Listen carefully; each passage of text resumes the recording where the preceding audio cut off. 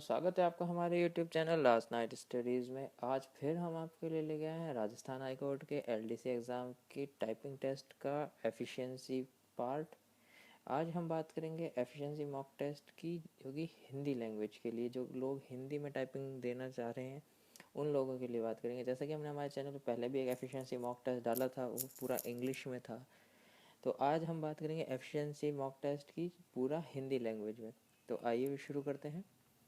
Video शुरू करने से पहले अगर आपने हमारे चैनल को सब्सक्राइब नहीं किया है तो सब्सक्राइब कर लीजिए और बेल आइकन पर क्लिक कर लीजिए ताकि आपको इस तरह के नोटिफिकेशंस मिलते रहें। तो आइए शुरू करते हैं। तो सबसे पहले देखिए, लेटर फॉर्मेटिंग जो होगी, वैसे हिंदी में कोई भी लेटर दिया है उसकी फॉर्मेटिंग कैसे होगी कि सबसे पहले भेजने वाले का नाम या कुछ भी हो, XYZ विजय सिंह या कुछ भी, और भेजने वाले का पता। तो ये जैसे इसमें यहाँ पे राइट हैंड साइड में दिया हुआ है, जो कि गलत एक फॉर्मेट है प्रॉपर लेटर के लिए, ऑफिशियल लेटर के लिए। तो ये लेफ़्ट साइड में आएगा, तो आप इसको सिलेक्ट कर लीजिए पूरा। और यहाँ पे देखिए, यहाँ पे अलाइन लेफ़्ट लिखा होगा ऊपर, इस पर क्लिक कर दीजिए तो ये पूरा लेफ़्ट में आ जाएगा। डेट लेफ़्ट साइड में होती है, यानी सही दे रखी है। फिर भेजने वाले को जैसे नोटिस करते हैं, सेवा में श्रीयुत आयकर अधिकारी नई दिल्ली विभाग नई दिल्ली, विषय आयकर में त्रुटि। तो ये सारा कंटेंट भी राइट में है, जो कि लेफ़्ट में आएगा कि किसको भेज रहे हैं और सब्जेक्ट क्या है लेटर का। तो इसको भी ऐसे सिलेक्ट करके अलाइन लेफ़्ट करेंगे, लेफ़्ट। फिर लेटर स्टार्ट करेंगे तो रिगार्ड्स दे के सामने वाले को, जैसे मान्यवर महोदय या महोदया। फिर मेन जो कंटेंट की लाइन है, जो सबसे पहले आती है कि मैं आपको सूचित करना चाहता हूँ कि मेरे वित्त वर्ष के आयकर में त्रुटि है, जो मेन लाइन होती है वो सबसे पहले होती है। देन कोई भी बॉडी ऑफ द लेटर आती है बीच में, और उसके बाद एक निवेदन आता है जो कि इसमें साथ दिया है, जो कि गलत है। वो हमेशा नेक्स्ट लाइन या नेक्स्ट पैरा से शुरू होता है कि मेरा आपसे निवेदन है कि कृपया मेरे वित्त में आयु के यथाशीघ्र त्रुटि का निवारण करने का कष्ट करें। देन धन्यवाद भवदीय के आगे फिर इन्हें नाम लिख दिया है कि आप रिक्वेस्ट करने का जैसे लिखते हैं ना सिंसियरली, वैसे भवदीय। तो ये नेक्स्ट लाइन में आएगा। तो ऐसे ये है एक प्रॉपर फॉर्मेट लेटर का, फॉर्मल लेटर का। जैसे ये आयकर विभाग को लिखा गया है लेटर, तो ये प्रॉपर फॉर्मेट है। तो इस तरह से आपको टेस्ट में इसको सेट करना होगा प्रॉपरली। आइए बात करते हैं दूसरे एफिशिएंसी स्किल की, जो कि होगी पैराग्राफ फॉर्मेटिंग। तो आपको जैसे कि एक पैराग्राफ दे दिया जाएगा हिंदी में, जैसे कि ये एक पैराग्राफ है नोटबंदी से रिलेटेड। देखिए, तो इससे रिलेटेड कुछ क्वेश्चंस होंगे। जैसे पहला क्वेश्चन है कि भारत शब्द को बोल्ड कीजिए। तो आपको पैराग्राफ में भारत शब्द देखना है। तो ये देखिए यहाँ पर है, जैसे ये भारत, तो इसको सिलेक्ट कीजिए इसे, और ये यहाँ पे बी लिखा हुआ है, इस पर क्लिक कीजिए।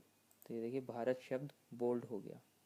और अगर बोल्ड होगा तो उसको कहेंगे कि नॉर्मल कीजिए, तो भी इसको अगर सिलेक्ट करेंगे और ऐसे ही सिलेक्टेड आएगा, इस पर दोबारा क्लिक कीजिए तो ये नॉर्मल हो गया। अब जैसे दूसरा क्वेश्चन है, दिए गए पैराग्राफ का फॉन्ट साइज 18 कीजिए। तो आप पहले देखिए कि फॉन्ट साइज क्या है इसका, पूरा पैराग्राफ है सिलेक्ट कीजिए। तो यहाँ पे देखिए फॉन्ट साइज का आ रहा है 12, तो आपको इसको 18 करना है। तो यहाँ पे से क्लिक कीजिए और यहाँ पे ये 18, ये 18 हो गया, ये देखिए। अब जैसे तीसरा क्वेश्चन है, नोटबंदी शब्द का साइज 16 कीजिए। तो अब जैसे पैराग्राफ है, इसमें आपको नोटबंदी शब्द ढूंढना है। तो बार जब 8 नवंबर 2000 प्रधानमंत्री ने, तो ये रहा नोटबंदी, इसका साइज 16 करना है। ये देखिए 16, इसमें आपको जैसे फ़र्क नहीं दिख रहा तो इसको वापस 12 कर दीजिए। और अब जैसे नोटबंदी साइज है, इसको 16। तो ये देखिए ये नोटबंदी का साइज बढ़ गया। अब जैसे चौथा क्वेश्चन है, पैराग्राफ में युद्ध का ऐलान लिखे हुए को अंडरलाइन कीजिए। तो अब इस पूरे पैराग्राफ में कहीं युद्ध का ऐलान लिखा हुआ होगा, उसको आपको अंडरलाइन करना है। जैसे ये लिखा हुआ युद्ध के ऐलान, यहाँ पे जैसे बोल्ड किया था, उसके बाद इटैलिक, उसके पास ये अंडरलाइन। ये देखिए, ये देखिए ये अंडरलाइन हो गया। अब जैसे पांचवा क्वेश्चन है, होश और हवास शब्द को इटैलिक कीजिए। तो आपको इसमें होशो हवास शब्द ढूंढना है, उसको इटैलिक करना है। तो जैसे ये रहा होशो हवास, तो जैसे बोल्ड और अंडरलाइन किया था उसी के पास ये देखिए इटैलिक है यहाँ पे, इसको इटैलिक कीजिए। तो ये देखिए इटैलिक हो गया। और अगर ये इटैलिक दिया हो और कह देना कि नॉर्मल कीजिए, तो इसको फिर से सिलेक्ट कीजिए और इसको ऐसे क्लिक, तो ये नॉर्मल शब्द हो गया।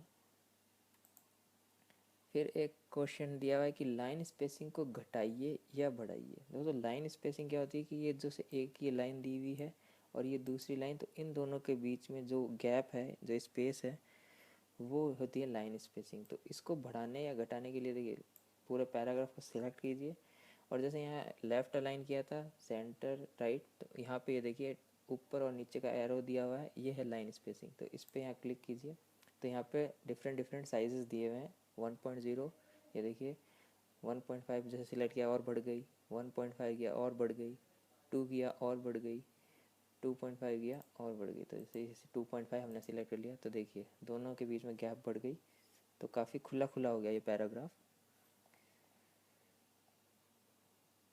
तो इस टाइप से आपको पैराग्राफ फॉर्मेटिंग की जो दिया जाएगा टेस्ट के दौरान पैराग्राफ फॉर्मेट करने के लिए, उसमें आपको इस तरह से पूछा जाएगा या इस तरह से आपको क्वेश्चंस दिए जाएंगे कि आपको इस तरह से पैराग्राफ को फॉर्मेट करना है। उसके फॉन्ट के साइज़ को बढ़ाना घटाना, बोल्ड इटैलिक करना, अंडरलाइन करना, इस तरह से आपको दिया जाएगा। तो आइए अब बात करते हैं एफिशिएंसी टेस्ट में ही एक और पार्ट की, जो है एक्सेल शीट फॉर्मेटिंग का पार्ट, कि एक्सेल शीट से संबंधित कैसे क्वेश्चंस आएंगे। तो पहला क्वेश्चन देखिए कि तीसरी रो या पांचवें कॉलम को डिलीट कीजिए। तो जैसे ये एक एक्सेल शीट है एम्प्लॉयज़ की सैलरी की, इसमें देखिए तो तीसरी रो या पांचवें कॉलम को, तो जैसे तीसरी रो देखिए यहाँ पे नंबरिंग दी हुई है 1 2 3, तीसरी रो को या पांचवें को डिलीट करना है। तो तीसरी को डिलीट करना है, तो तीसरे पे जाके राइट क्लिक कीजिए, यहाँ पे डिलीट लिखा आ रहा है, डिलीट। तो देखिए संदीप की सारी एंट्रीज डिलीट हो गई। उसी तरह अगर देखिए पांचवें कॉलम को, तो यानी ABCDE पांचवें पे आता है, यहाँ पे कॉलम की नंबरिंग ABCD से है, तो ई पे जाइए, राइट क्लिक कीजिए, डिलीट। तो देखिए मार्च की सारी एंट्रीज डिलीट हो गई, फेब के बाद सीधे अप्रैल।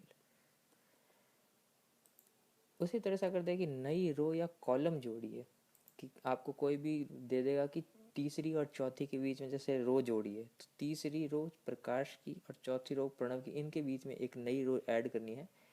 तो चौथी पे क्लिक कीजिए, जब तीसरी और चौथी दिया गया हो तो चौथी पे क्लिक कीजिए, यहाँ पे जाइए इंसर्ट, डिलीट से ऊपर इंसर्ट।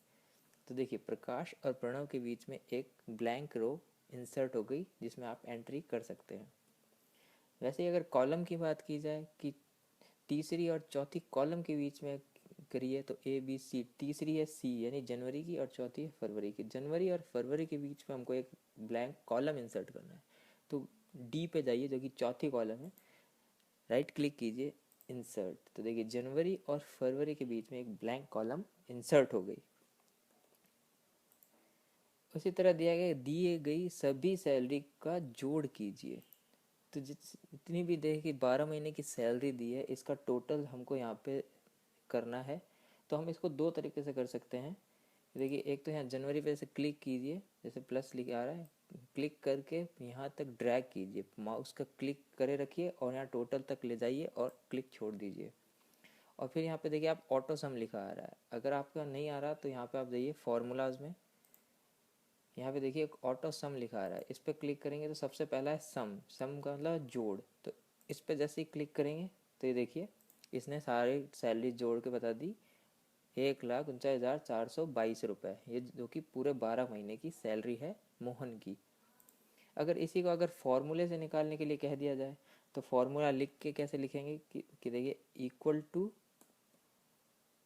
सम, SUM ब्रैकेट स्टार्ट। अब कहाँ से कहाँ तक की जोड़ करना है, तो आप देखिए C कॉलम सेकंड रो यानी जनवरी की एंट्री जो है C कॉलम और सेकंड रो से N कॉलम सेकंड रो तक, तो लिखेंगे C2 जो कि है जनवरी की एंट्री कॉलन N2 जो है दिसंबर की, और ब्रैकेट बंद करके एंटर दबाएंगे। तो देखिए वापस इन्हें वही टोटल कर दिया, 1,49,422। तो ये था फॉर्मूला। और आप चाहे डायरेक्ट भी कर सकते हैं कि आप यहाँ पे क्लिक करें, इसको ड्रैग कीजिए पूरे यहाँ टोटल वाले रो में और सीधे सम पे क्लिक कर दीजिए। तो ये देखिए इसने पूरा सम कर दिया। अब क्या कि सभी सैलरी का औसत निकालिए। तो जैसे यहाँ पे टोटल है तो हम एक बार इसको हटा देंगे। अब यहाँ पे इसने कहा है कि इसका औसत निकालिए कि इसकी सारी औसत क्या है। तो सेम जैसे हमने इसका जोड़ किया था, इसको वापस ड्रैग करेंगे यहाँ तक, इसी में जाएंगे फॉर्मूलाज में, यहाँ पे जो सम है उसी के नीचे लिखा है एवरेज। तो एवरेज निकालेंगे तो एवरेज सैलरी है 12,451 रुपये 83 पैसे, यानी सबका सम करके 12 से। तो मोहन की जो औसत आय है वो है 12,451।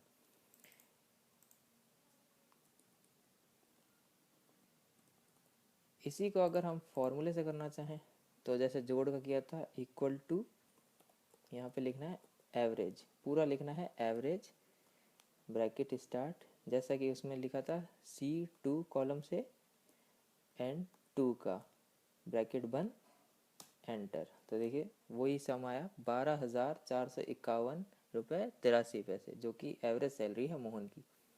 उसी तरह प्रकाश की भी इसी तरह निकाल सकते हैं एवरेज, प्रणव की,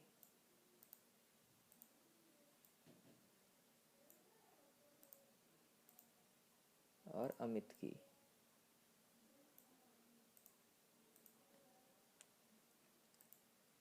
फिर आपसे जैसे पूछ सकता है कि दी गई एंट्री बदलिए, यानी कोई एंट्री दी है, कोई नाम दिया हुआ है, उसको चेंज करना है, या किसी की सैलरी जो एंट्री गलत हो गई या करनी चेंज करनी है उसको कैसे चेंज करें। तो जैसे आप देखिए कि ये प्रकाश की जून की सैलरी है 15,999 रुपये, इसको हमें बदलना है और इसको हमें करना है 15,500। तो इस पर जैसे एक क्लिक करेंगे तो फिर डबल क्लिक करेंगे तो यहाँ पे देखिए कर्सर आ गया और इसको 15,500 कर दिए। तो ये देखिए एंट्री चेंज हो गई 15,500। उसी तरह अगर नाम दिया गया हो कि अमित की जगह आपको सुरेश लिखना है तो अमित पे जाके डबल क्लिक कीजिए और यहाँ पे सुरेश। तो इस तरह से आप एक्सेल शीट की फॉर्मेटिंग कर सकते हैं। एवरेज निकालना, टोटल निकालना, रो इंसर्ट करना, रो डिलीट करना, किस तरह से है, सभी तरह से। तो ये थी दोस्तों बात एफिशिएंसी टेस्ट की, जो कि हिंदी लैंग्वेज में होने वाला है उसकी। उम्मीद करता हूँ आपको मेरे द्वारा दी गई जानकारी समझ आ गई होगी। फिर भी अगर आपके एफिशिएंसी टेस्ट से कोई रिलेटेड सवाल है, स्पीड टेस्ट से रिलेटेड कोई सवाल है, या और कोई एलडीसी एग्ज़ाम से रिलेटेड सवाल है, तो आप हमें कमेंट कर सकते हैं। और आप हमें फेसबुक पे भी ज्वाइन कर सकते हैं हमारे पेज पे लास्ट नाइट स्टडी, और आप हमें मेल भी कर सकते हैं lastnightstudy1@gmail.com पे। Thank you for watching our video. Subscribe to our YouTube channel Last Night Studies.